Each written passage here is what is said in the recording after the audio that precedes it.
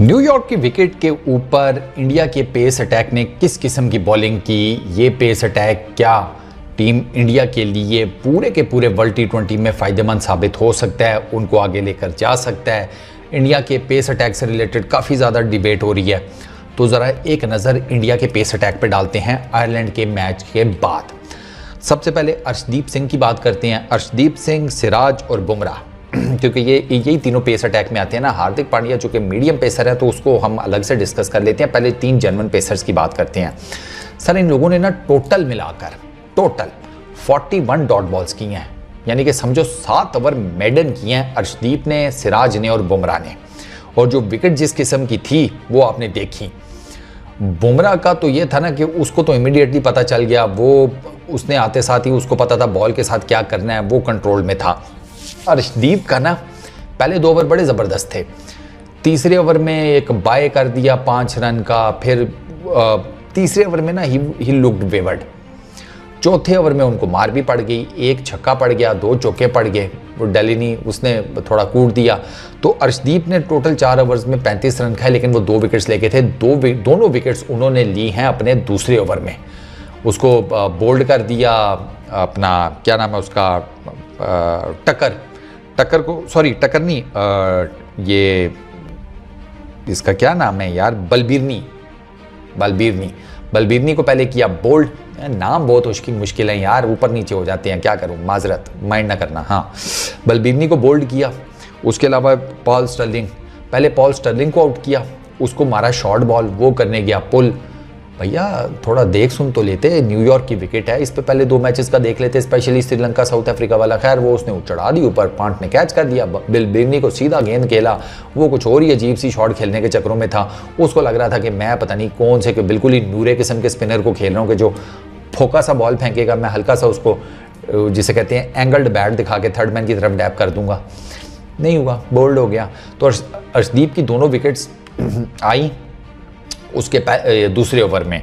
अच्छा, वो फिर मैंने आपको बताया कि 35 रन जो हैं, इसमें से 15 रन तो अर्शदीप को एक ही ओवर में पड़े हैं, लास्ट ओवर में उसके 15 रन। इससे आप अंदाज़ा लगा लें।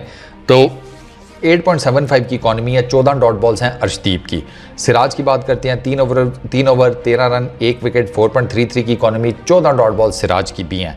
अच्छा, 3 चौके खाए हैं अर्शदीप ने, 1 छक्का खाया है, 5 रन वो वाइड के लेग साइड के ऊपर। मैंने आपको बताया मैच रिपोर्ट में 1 नो बॉल की है, ठीक है। और जो नो बॉल की है उस पर फ्री हिट पे ही वो लास्ट डेलिनी रन आउट हो गया। हालांकि अभी 4 ओवर पड़े थे, उनको पता नहीं किस चीज़ की जल्दी थी। अच्छा, उसके बाद सिराज ने टोटल 2 जिसे कहते हैं चौके खाए हैं। तीसरा Jasprit Bumrah, 3 overs 1 maiden, 6 run 2 wickets, 2 की इकॉनमी, 13 डॉट बॉल्स। कोई छक्का नहीं खाया, कोई चौका नहीं खाया, कोई वाइड नहीं, कोई नो बॉल नहीं, वो सब 0 है। बॉल जो है ना, नया बॉल पहली इनिंग में वो ठीक ठाक किस्म का जिसे कहते हैं ना, वो बाउंस भी कर रहा है, वो लगकर आगे पीछे भी हो रहा है, मतलब जिसे कहते हैं ना सीम मूवमेंट, वो भी ठीक ठाक वो जनरेट कर रहा है। ये जो अर्शदीप ने वाइड बॉल की है ना, ये आई प्रिटी मच फील, मुझे ऐसे लगता है कि ये कोई बहुत मैसिव स्विंग नहीं था, ये किसी क्रैक में पड़ी है बॉल पिच के ऊपर, और उस क्रैक की वजह से डिविएट हुई है। अर्शदीप ने इतना लंबा स्विंग मारे ही नहीं यार, क्या उसको कहते हैं, बाकी अपने पूरे 4 ओवर्स के स्पेल में एक इतना बड़ा कैसे मार लिया वो। हालांकि हर कोई यही कह रहा है कि वो उसने इन स्विंगर मारने की कोशिश की थी, और वो लाइन और लेंथ उसकी ठीक नहीं थी, लाइन इन पर्टिकुलर, जबकि मेरा नहीं ये मानना। मेरा जहाँ तक ज़ाती ख्याल है कि वो क्योंकि वो बॉल बहुत डिविएट हुआ है पिच पे पड़ने के बाद, ठीक है। ऋषभ पंत की तरफ जब जा रहा था तब वो हल्का सा स्विंग भी हुआ है, कर्व हुआ है वो बाहर की तरफ, लेकिन वो पिच के ऊपर किसी क्रैक पे पड़ के इतना बाहर गया, वरना अर्शदीप ने इतना बड़ा स्विंग मारे ही नहीं। वैसे उसने इन स्विंगर मारे हैं, उस टाइम नहीं ये हुआ। इस वाइड की जो होने थे 22-5 रन के, उसी पर होना था। तो एक तो ये चीज़ है। अच्छा, सिराज का भी बॉल, मतलब भाई साहब नया गेंद पहली इनिंग में वो डांस करा रहा है बैटिंग लाइनअप को। ये हमने श्रीलंका साउथ अफ्रीका वाले मैच में भी देखा न्यूयॉर्क में, ये हमने इंडिया आयरलैंड वाले मैच में भी देखा है, और मोस्ट प्रोबेबली हम यही चीज़ पाकिस्तान इंडिया के मैच में भी विटनेस करेंगे कि भाई आपको नया बॉल तंग करेगा पहली इनिंग में। दूसरी इनिंग में मैंने देखा कंपैरेटिवली बिल्कुल नहीं, कंपैरेटिवली बैटिंग थोड़ी सी ईजी हो गई थी, थोड़ी सी ईजी, क्योंकि वो थोड़ा सा ज़रा बॉल जो है ना वो सरफेस ज़रा बैठ जाती है, तो ये वो सारे मसाइल। लेकिन फिर भी बॉल जो है ना वो डांस करा रहा था। रोहित शर्मा को तंग किया शुरू में आयरलैंड के बॉलर ने, स्पेशली अडेर ने। विराट कोहली तो जल्दी आउट हो गया, अडेर उनको ले गया। अडेर ने बड़ी ज़बरदस्त बॉलिंग की है विद द न्यू बॉल।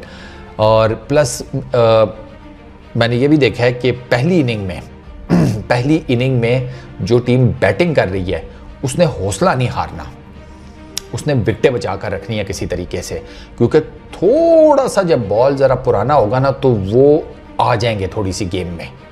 और वो मैं इस वजह से कह रहा हूँ कि थोड़ा सा बॉल पुराना हुआ तो डेलेनी ने हार्दिक पांड्या को भी छक्के चौके मारे हैं और उसने अर्शदीप को भी छक्के चौके मारे हैं। ये आपने नोट किया होगा। और ये मैं बात आपको बता रहा हूँ 14वें 15वें ओवर, ये जो ओवर्स हैं 13, 14, 15, तो इसका मतलब यह है कि अगर आपकी विकेटें हाथ में आए तो जो आखिरी तकरीबन आप कर लें, मोटा मोटा कर लें, जो 5 से 7 ओवर्स हैं ना, उसमें जो टीम पहले बैटिंग कर रही है उसका चांस है कि थोड़ा सा बॉल पुराना होने के बाद वो कुछ रन्स करने के काबिल हो जाएंगे, डिपेंडिंग कि वो विकेटें हाथ में रखें। ये बहुत ज़्यादा ज़रूरी है, एक नसीहत कर रहा हूँ भाई। हमारा काम है बताना, अब कोई मानता है नहीं मानता वो उनकी अपनी मर्जी है। इतनी क्रिकेट की सेंस तो देखकर पता लग ही जाती है। डेलनी अगर मार सकता है ना पांड्या को, अर्शदीप को, तो फिर कोई भी टीम है XYZ, पाकिस्तान ही कर लो, अगर वो पहले बैटिंग कर देते हैं, उनको पहले बैटिंग करनी पड़ जाती है, तो अगर विकेट्स वो हाथ में रखते हैं तो उनके पास ऐसे कुल्हाड़े हैं। फ़ख्र, इफ्तिखार, आज़म अगर खेलता है, बाबर हिमसेल्फ, रिजवान, उस्मान, ये ऐसे हैं कि ये 5-7 ओवर्स का ठीक ठाक फ़ायदा उठा सकते हैं। अच्छा, उसके बाद ये मैंने आपको बताया। अच्छा, बुमराह यार, बुमराह के बारे में क्या कहूँ, वो उसने यॉर्कर मारा है। वो सारे कमेंटेटर्स कह रहे थे भाई साहब हमारे नज़दीक तो ये अभी तक की बॉल ऑफ द टूर्नामेंट है यार। 10/10 यॉर्कर मारा है, 10/10। कोई चीज़ ऐसी है ही नहीं उस यॉर्कर की बंदा कहे कि ये थोड़ी सी इम्पैक्ट, 0.1% इम्परफेक्शन नहीं थी। सही जिसे कहते हैं ना, ये समझो मिडल स्टंप है ना भाई साहब, यहाँ पर आकर वो गेंद लगा है बिल्कुल जिसे कहते हैं टो में, मिडल स्टंप की टो में। पीछे बचता क्या है, ऊपर से मारा भी पेस के साथ था बैटर थोड़ा सा ज़रा अपने आप को रूम देने के चक्करों में था। उसने अपने आप को कुछ इतना रूम दे दिया कि वो उसके बाद फिर उसका होटल का ही रूम था या ड्रेसिंग रूम था। वो रूम जो वो अपने आप को देना चाह रहा था ना, वो कन्वर्ट होकर ड्रेसिंग रूम बन गया। जसप्रीत बुमराह ने उसको ऐसा भर बॉल मारा। तो ओवरऑल इंडिया की जो फास्ट बॉलिंग थी इट वाज रियली गुड। एक तो उनको पिच फेवर कर रही थी और फिर उन्होंने अपनी क्लास भी दिखाई। इन पर्टिकुलर बुमराह, सिराज, अर्शदीप, मैं इनको इस तरह रेट करूंगा इनकी आयरलैंड की बॉलिंग परफॉर्मेंसेस की बेस के ऊपर। बुमराह टॉप पे, फिर सिराज, फिर अर्शदीप थोड़ा सा ना वो लैग मार जाता है, वो मैंने देखा है। हालांकि वो T20 का बड़ा अच्छा बॉलर बन गया है, लेकिन अभी भी ना वो उसके अंदर ना वो थोड़ी सी वो है इम्परफेक्शन, वो हमें तीसरे चौथे ओवर में नज़र आई है उसके। बाकी हार्दिक पांड्या ने 4 ओवर किए, 1 मेडन किया, 27 रन दिए, 3 विकेट्स ली, 14 डॉट बॉल्स इस भाई साहब ने भी की हैं।